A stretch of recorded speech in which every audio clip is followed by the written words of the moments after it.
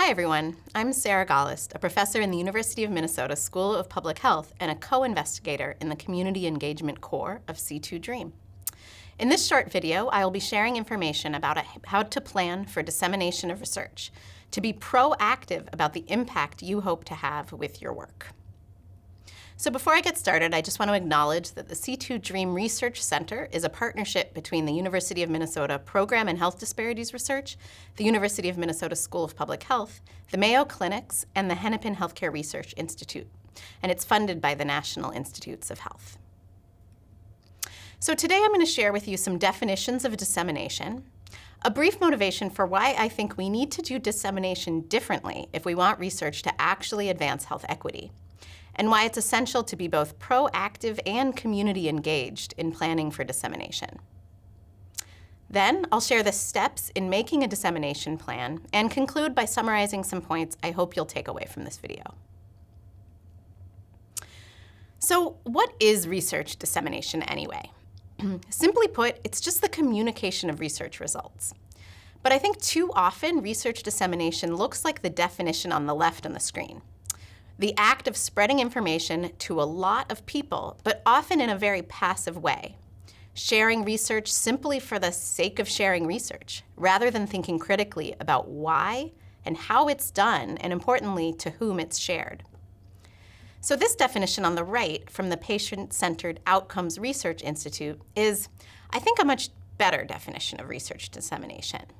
So it emphasizes that dissemination ought to be intentional, active, and tailored to reach specific audiences, and with a defined goal, using research evidence in policy, practice, or behavior change. So as I just described, traditional research dissemination approaches are often done without much of a plan, despite the enormous amount of time and money that goes into planning for the research and implementing the research itself. So this means that researchers often find themselves at the end of a project with an idea that they're going to publish an academic paper in a peer-reviewed journal, maybe present at a conference, probably with other researchers, and maybe issue a press release. But these basic approaches are often not very targeted. They often don't incorporate sharing research back to a community that's defined as something beyond other researchers. And that could mean the participants themselves or others affected by the topics of the research. Because it's often an afterthought, there's rarely time or real money, resources budgeted for the research dissemination stage. And so when it's often done right at the end of a project, it's not considered throughout the life of the project.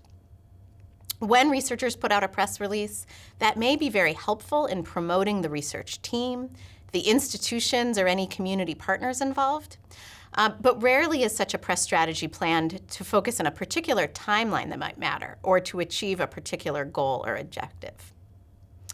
And finally, another problem with traditional dissemination approaches is that it usually doesn't consider the full range of audiences, including those with the power to actually make policy and practice changes that can advance health equity.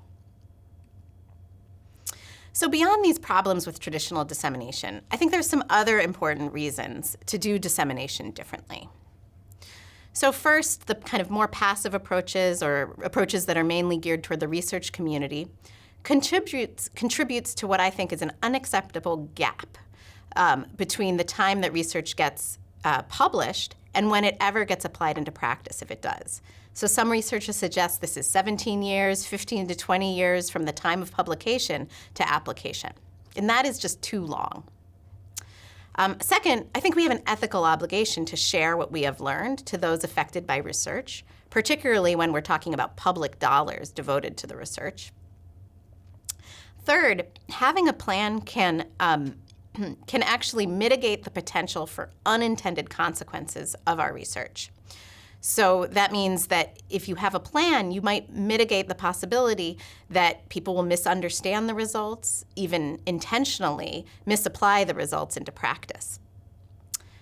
Fourth and finally, using a health equity lens in research dissemination means considering upfront and purposefully how the research might be involved in the changes that we want to see in policy, practice, systems, and in shifting the general public's narrative about health issues. So that means there's so many more targets and audiences for research to consider. Okay, so what does doing dissemination differently actually require? It requires being proactive and starting that dissemination process and planning early, as soon as the research begins, or often even earlier, so that you can identify the communication goals and strategies that are meaningful and actually relevant to the specific communities the research team hopes to reach, and that are consistent with the research scope and expectations. So this requires engaging in bidirectional communication and learning, not the typical approach of sharing results only in one direction, that is, from research to members of the public. It's also really critical to include the perspectives of communities that are impacted by the research and/or best positioned to make change that actually results in the actions we hope to see. So I was part of the team that developed the Community-Centered Dissemination Toolkit, which is a resource that incorporates community engagement principles into a proactive process for dissemination planning. These materials are freely available, and you can see the links here, and include a number of examples and worksheet resources that you can work through with your research team and partners. So the planning process we articulate in this toolkit consists of 5 steps that you can see on this screen. We'll go into each of them in the following slides. Okay, so the first step is to make sure that you have the right team assembled to do the planning. So your team for dissemination should include the research team, as well as any advisors or community partners, including community advisory boards. But you might also want to bring in others to consult on the dissemination process from those communities that are representative of the key audiences of the research. So this is a really iterative process, because once you begin to plan, you may realize you need a different group or you need different perspectives to reach the audiences that you hope to reach. So you may need to be revising who's part of that planning team or bring people in for brief consultation, ideally one that's compensated, which points to the importance of planning and budgeting for dissemination early on. Now this step is arguably what I think is the most important, and it's defining what your research team's dissemination goals are. So importantly, your dissemination or your communication goals are not the same as your research goals. The research goals might be trying to identify whether some variable is related to some outcome, or assessing whether your intervention, your smoking cessation intervention, actually reduces smoking. That's the research goal, but the communication goal is about what you're trying to impact or change once you share what you've actually learned from the research. So a key question that your dissemination team should articulate is, if I were to communicate the results of this research effectively, who or what will change? There are at least 4 buckets or categories of communication goals the team might consider. So one, and this is probably the most common, is to raise awareness. But by this I mean not just general awareness about the research. I think that's what most people think their goal of dissemination is. Something like, I want people to know that my research found that this intervention reduces smoking rates.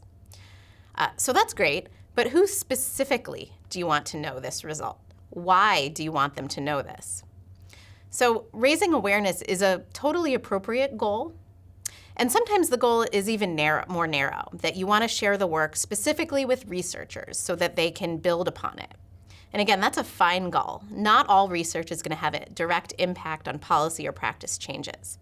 So the important thing is to articulate what the goal is, even if that goal is actually fairly narrow. So other goals might include promoting the need for a practice change in a system or an organization, or motivating others to advocate for a particular position or action to take. Or finally, some research might in fact have a direct impact on local, state, or national policy. So once the team has articulated the chief goal or the secondary goals, the next steps of the dissemination planning process follow directly from that goal. So the first is considering who are the key audience or audiences. In other words, who are the people, the specific people who have to learn the results of your research to achieve these goals you've articulated. Then you consider, what's the message? What's the message that this specific audience needs to know from your findings or the body of knowledge that you're drawing from in the research? And last, what are the formats or ways of packaging this information that will be most effective? How should you convey this information with the messages you've articulated to the specific audience you've identified? So in thinking about who your audiences are, try to think expansively. There are so many different types of audiences, from the study participants themselves to other community-based organizations who might work in the topic area of the research, the news media, policymakers. So many more on the screen. And I want to point out that the audience don't have to be these really broad categories of groups. You might identify in your dissemination planning process that there's a very specific person, the specific chair of a committee or a specific decision maker in some kind of organization, and that person is your key audience. So it doesn't have to be broad. You don't have to be trying to get everyone to know about your work. It might make sense for a very narrow group to know about the findings. Then, for each group or even person you've identified as an audience, it's important to take some time to think through some of these questions. Consider, why does that group or individual need to know about your research? What do they already know about the topic? Do they know a lot? Do they think they know a lot? Do they know a little? Or might they actually have any misperceptions about the research area that you'll need to think about incorporating into your strategy for sharing your work? And what are their interests in this specific area? Why should they care?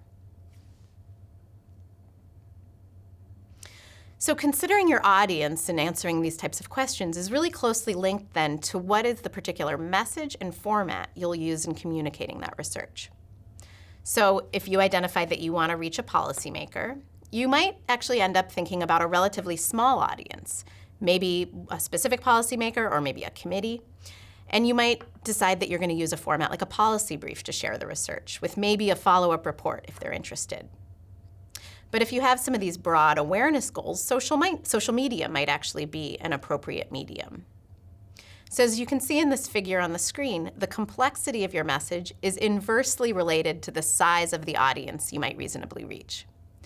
So a typical peer-reviewed research article allows for a ton of nuance and really complex description of your key findings. But that research article will really only be the appropriate way to convey your message to a relatively small group of people.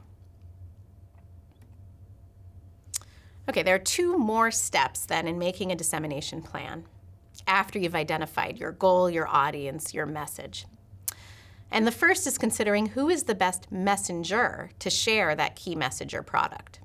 So it might not always be the research team or the communities that the research team is engaged with. It might actually be someone else who is credible to your key audience. And so having relationships or developing those relationships over the life of the project with these people are really key. And then the next step is considering specifically what are the best timelines to meaningfully reach these key audiences or the key messengers you want to use to reach the ultimate audiences. So when thinking about timelines, it's helpful to plan in order to make your research end up being as timely as possible. So you might want to be thinking about natural opportunities like current events. Or this could be something like a national week where every year there's a week devoted to your issue, like Maternal Health Week. And you can expect and plan for that happening. Or there might be an event that suddenly catalyzes attention to your issue. It could be something like there's an unfortunate death or illness among a celebrity. And of course, those events are hard to control, but you can then think about sharing your research when people are naturally going to be paying more attention to it because it's on the agenda in some way. And then there's other events that maybe happen regularly or cyclically that you can have your eyes on thinking about planning for. Then there are also timelines to consider when you're making a dissemination plan. And this might relate in the policymaking sphere to certain budgetary or legislative cycles. Or, of course, you have to also incorporate the stages of your research project. So planning for specifically when you anticipate having a certain set of results from your research that you can then aim to share. And you can incorporate these ideas about timelines into your plan. So when thinking about timing, I also want to disabuse a myth that a lot of research teams have about dissemination, which is that you have to wait communicating anything at all about your project to the end of the project once it's published. And I think this isn't necessarily true. It may not even often be true. So even if you have to wait until the publication to share the very final results, because of issues around publication and the fact that a lot of journals have embargoes limiting when you can share your results, it's important to recognize that you, your teammates, the community partners have a huge amount of knowledge about the topic and about the process of doing the research that you might want to share earlier than that final publication. And in doing so, that can help build relationships with the audiences you want to reach, particularly in policy or the media, so that those audiences know you, know your expertise, and know what you might ultimately be able to be sharing from the research product itself. I think it's also important to recognize that when you do end up waiting until the day that a paper is published, there's really not that much meaning to that day, right? The fourth Tuesday in February or whatever the journal publishes, it's just a random day. That day is probably not one that aligns well with your community audiences or that really matter in any specific way.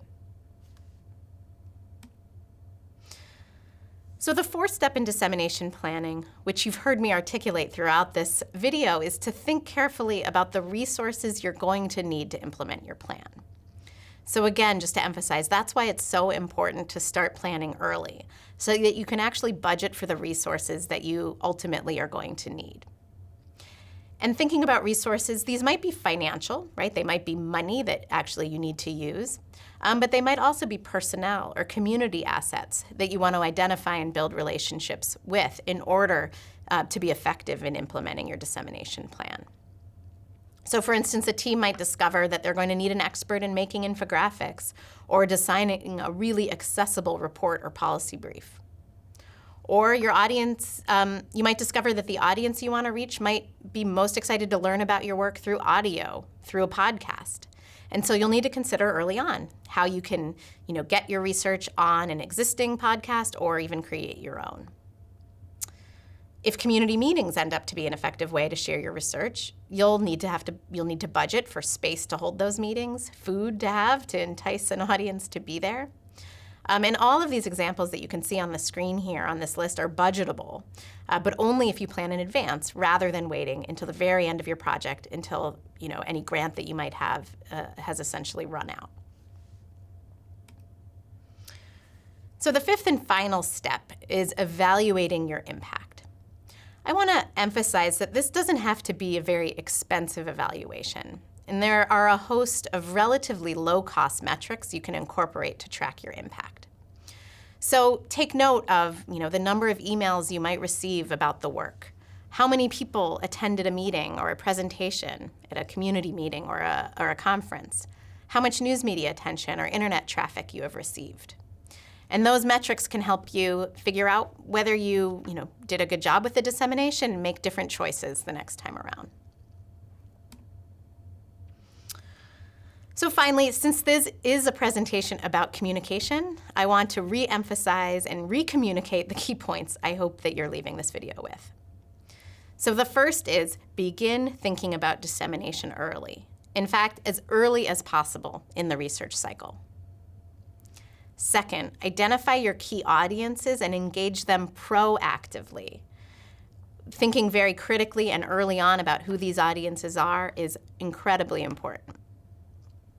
Third, think about creating formats to reach your audiences that are accessible and actually match your audience's preferences for how to receive them. And if you don't know how members of your target audience might want to learn about your research, ask them. Fourth, it's all about articulating your goals. Always go back to considering what your goals of dissemination are. The question to ask yourself is, what in the world do you wish to see change as a result of your research? And fifth and finally, you need to have a plan. Again, even if that plan is a relatively narrow one, or even if the plan is that you're not going to be sharing the results for whatever reason, maybe the findings end up being just too preliminary or uncertain. The important thing is that you've made the decision proactively and not just because you got to the end of the grant and you ran out of time or money. So finally, I want to refer you again to the toolkit for more examples and information. So to close, thank you for listening to this presentation. If you have questions or you need any support, please feel free to reach out to the Community Engagement Core of C2 Dream through the email address on the screen. So thank you.